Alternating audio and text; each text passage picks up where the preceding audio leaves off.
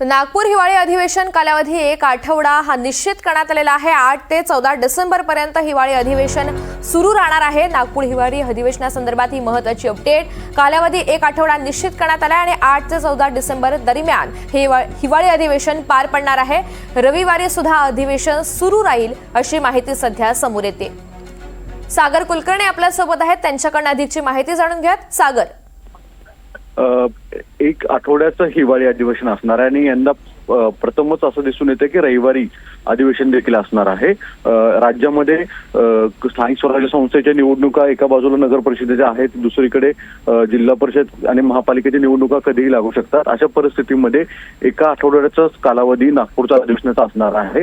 प्रामुख्याने पुरवणी मागण्या पहिल्या आठवड्यामध्येच मंजूर करून साधारण गुरुवारपर्यंत महत्त्वाचं कामकाज संपवून महत्वाच्या विषयावर चर्चा होईल असं सांगण्यात आलेलं आहे। याच्यामध्ये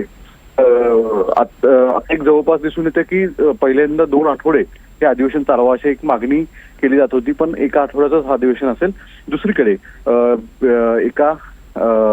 या बैठकीमध्ये भास्कर जाधव जे विरोधी पक्ष नेते पदासाठी महाविकास आघाडीकडनं त्यांना पत्र देण्यात आलेलं त्यांच्या नावाचं, त्याबाबतचा सुद्धा विषय काढण्यात आला होता, पण याबाबत कोणताही निर्णय तुर्तास झालेला नाही। या जवळपास विरोधकांची ही नाराजी देखील एक महत्वाची विषय असणार आहे, कारण की भास्कर जाधव गेले मागील अधिवेशनामध्ये सुद्धा विरोधी पक्ष नेतेपदाच्या नियुक्तीसाठी मागणी करत होते, पण यंदाही विरोधी पक्ष नेत्यांशिवाय कदाचित हे अधिवेशन होण्याची शक्यता वर्तवली जाते।